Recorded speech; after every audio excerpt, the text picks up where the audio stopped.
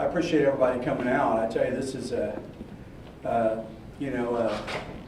challenging day. I've been reminiscing on so many hundreds of sentimental texts and emails and phone calls. I was going to try to come in here and put my tough guy face on, but I don't know if that's going to be able to do that today. But I just wanted to start off and first of all thank my family. Courtney and I were trying to figure out how long we've been married. I think it's 27 years this July the 12th, because when you coach football, it's hard to keep track of sometimes. But want to thank my wife and kids, my family. Obviously, it's been a huge commitment from them the past 22 seasons. So couldn't have done it without them. And then probably in no particular order, my direct staff, Coach Dillingham, Coach Burns, Donna and Terry, for taking care of so many things and making the football program a special place. Just a ridiculous amount of support that it takes to keep this thing we call Jenks football going. And then obviously you can't do it without great leadership in our district.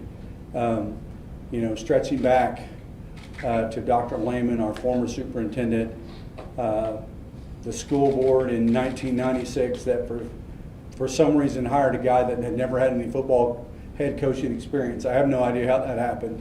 But most recently, and just a super blessing, is Dr. Butterfield, just a fabulous leader for our district. And she gets it. She understands that football is a great part of the curriculum here. And she's been a pleasure to work for. And very tolerant over the years to put up with me. But I want to thank her she has a tough job. So I'm hoping that with all the things we've got going on in education, that education lands on its feet, and because just like coaching football, I think we have the most important job of anybody, and that's working with kids. So I want to thank her and her staff. Obviously, Principal Mike Means was integral throughout my career. He's a great leader.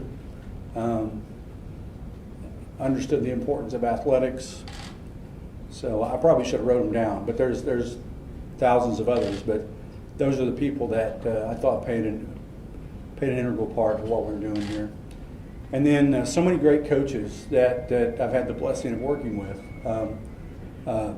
Dozens and dozens of them. Many of them have gone on and become great head coaches and great leaders. But my current staff, we've gone a number of years without losing very many guys. And this particular group of guys we have right now are some of the finest leaders and mentors that I've ever, got to work with. So I want to thank them too. Which probably will maybe lead us into the second part of just why Coach Trimble is going to head out and maybe slow down just a little bit. It's a difficult thing, I told our players yesterday that I think I started playing football in 1976. I think that's a long time ago, and I don't think I've ever missed a season. I mean, I've either played, coached, or something since probably 7th grade, I think. I can't really remember that far back, but so to take a step and walk out and walk away from what that looks like is it's a tough one. And then I have to balance that with what is best for this football program here at Jenks. Let's face it, on my greatest day, I was not very athletic, okay? But now I'm not very athletic. I can't get around very good. And, this program deserves someone who can go full speed. And so that balance right there has been the tricky part for me. And what makes it tough is I've got coaches who have carried the load for me, for a couple of years. And I'm forever indebted to that.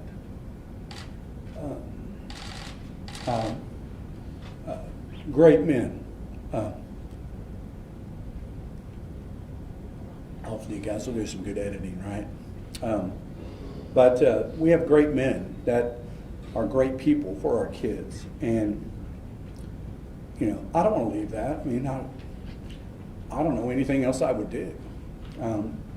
But I think in my heart that it's time to get some new air in the sails, to put a man in my position that physically and emotionally can grind it out. And so that's kind of what I based my decision on. I don't know what I'm retiring to.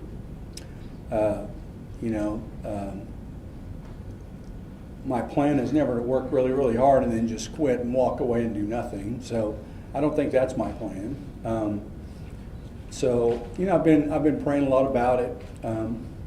As I've been in coaching a long time, a lot more opportunities arise to mentor young men, to mentor coaches, to catch up with your former college players. And you just get older, your opportunities change a little bit. I mean, there's nothing better than relating to kids in a locker room, especially, in today's culture and climate.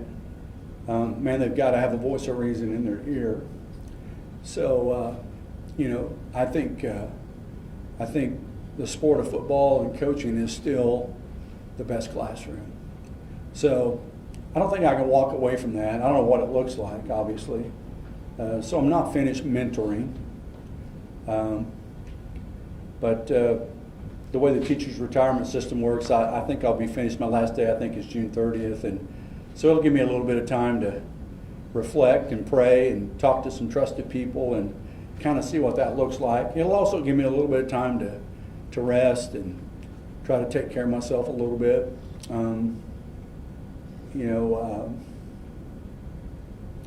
ALS is very unforgiving.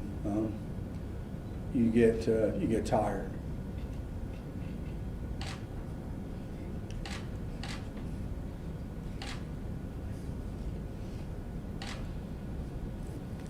What about your foundation, Coach? Yeah, let me catch my breath, Don. That's probably something that I'm most excited about. It's another opportunity.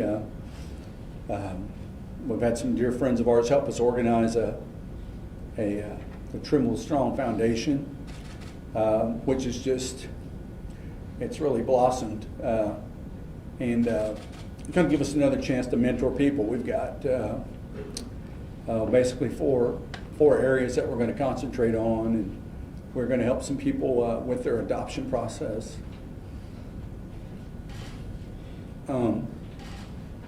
And we're going to, we sponsor a school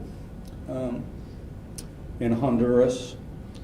And then also we've got, we're making arrangements for a couple of leadership scholarships for some great kids that we identify as, future great Christian leaders. And I've lost my mind, there's a fourth one, but, and we've got some work at a small church in New Orleans where we do a daycare and after-school tutoring session. But so I'm really excited, about that opportunity, and I think it also, selfishly allows me a chance to do what I've always done: work with people, work with kids, but maybe just identify maybe some different targets along the way. And it also, a retirement is going to allow me to go about it at a little bit different pace, which is the key. As I was mentioning, the disease is pretty unmerciful, and just you have to take your time, and you have to depend on people to help you out. So, but thanks for reminding me of that. I was going to talk about that later, but one thing that would be great is just we're recruiting teammates for our foundation. There's a great website at trimblestrong.org, and we would love to have as many teammates as we could have. And that's not just financial. There are so many great opportunities that we have out there, and people in this school district that we were able to reach out and touch through the foundation. So looking forward to that. Thanks for bringing that to my mind, Don. But anyway, I don't know. I guess we could open it up now for questions if you have any from here, and then certainly we could make it more intimate later. But I'll do my best if you guys have any questions or anything. Yeah, fire away, guys. Alan, are you retiring altogether from the program? I mean, you have the dual title of director of football. Yeah, this will be, again, it's a full retirement from the teacher's retirement system. My last day is June the 30th. The way the teacher's retirement is set up, you have a mandatory 60 days that you have to be completely separated from your school and your campus. And I haven't, just to be honest with you, I haven't discussed, with our human resources people, coming back, officially coming back. But I mentioned to our players yesterday, if the school district sorts through and we hire a person that would be comfortable with me sitting around helping them with equipment or filming practice or whatever, I don't know, why wouldn't I do that? It's what I enjoy doing. So yeah, it'll be a full retirement, and then, after, that'll put us somewhere probably in early September maybe, when I would be eligible to consider something else, yeah. So is your most prevalent emotion today sadness that it's ending, or are you able yet at all to look at the enormity of what you and the community did for 20 years? That's a great question. I don't think I was sad. I'm very sentimental, but then you have all these people that love you show up and start crying, Donna, and so it makes it very sentimental and sad. But for me, it's not sad. It's not sad. Bill, you know where I'm from, right? You know the hallways of the mighty Cleveland High School. Okay, you could not dream of what has happened, in my 35 years. You couldn't make it up. So I would be foolish to be sad. But sentimental, yeah, pretty sentimental. So yeah, it's been you couldn't script it, you couldn't even make it up. So it's been such a blessing. God has just blown it out. What else? Coach, you talked about your staff the last couple of years, a little bit how they've helped you keep on going. Mm-hmm. When you think not just about them and the team, but just this whole community and the support you've gotten, what has that meant to you, them helping you coach these last couple of years? Well, it's, I mentioned this to our players. Both of my children graduated from here. They're lifers. We go to church here. You can't,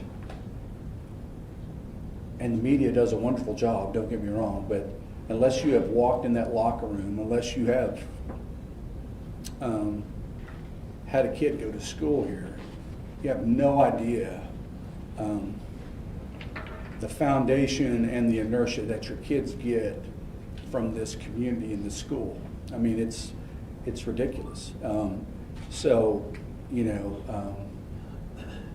Everything that Jenks tries to do, if your kid wants to be good at music, he's at the right spot. If he wants to be good in debate, he's at the right spot. If he wants to be national merit, he's at the right spot. It's a crazy thing. It's not brag, it's just fact. But the number of people, the school board members who donate their time and yet still cast that vision and that expectation of excellence. I wouldn't trade this for nothing. It's been great. You mentioned there's a difference between what we know if we've been in that locker room with you and then, the rest of us who don't. So we talk about 242 victories and 13 state titles and the fact that people all over the country who know high school football know Jenks. But from your perspective, what are you most proud of? Well, that's a tough one.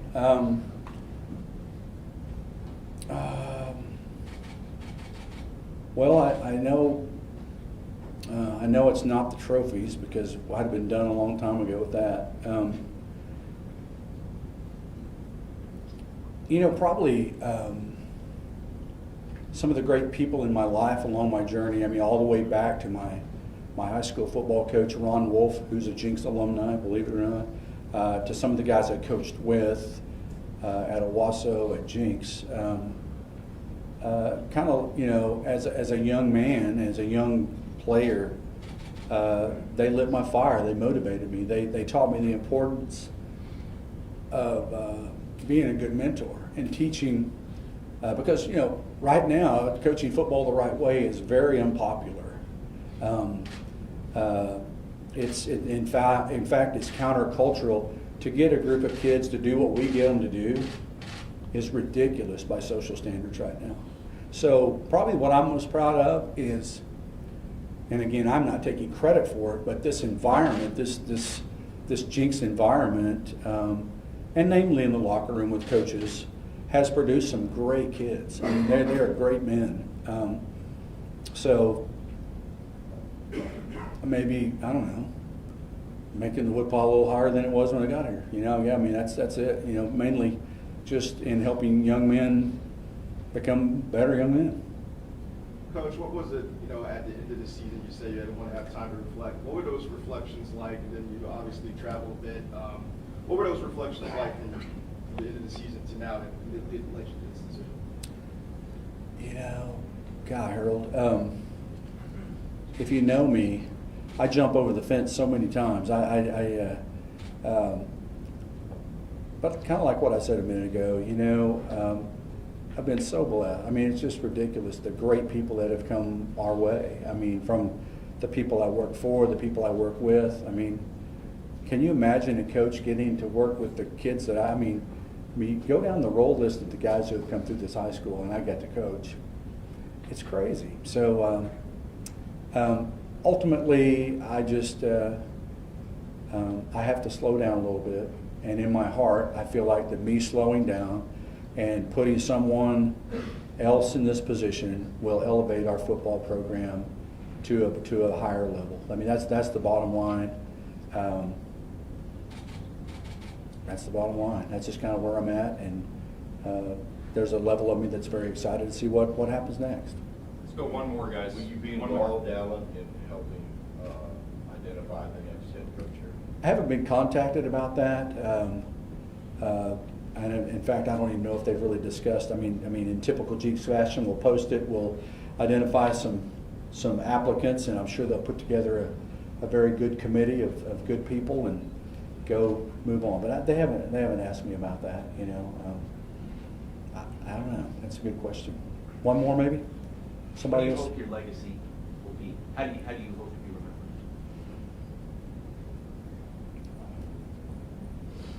remembered? Man, you'd be a good teacher. You stimulate great thought. Hopefully I'm doing things right, working really, really hard. And I don't know, maybe just being a good mentor, I guess. I don't know. I didn't really set out 30-some years ago wondering what my legacy would be. I was just hoping the bus was on time, That's kind of how it is.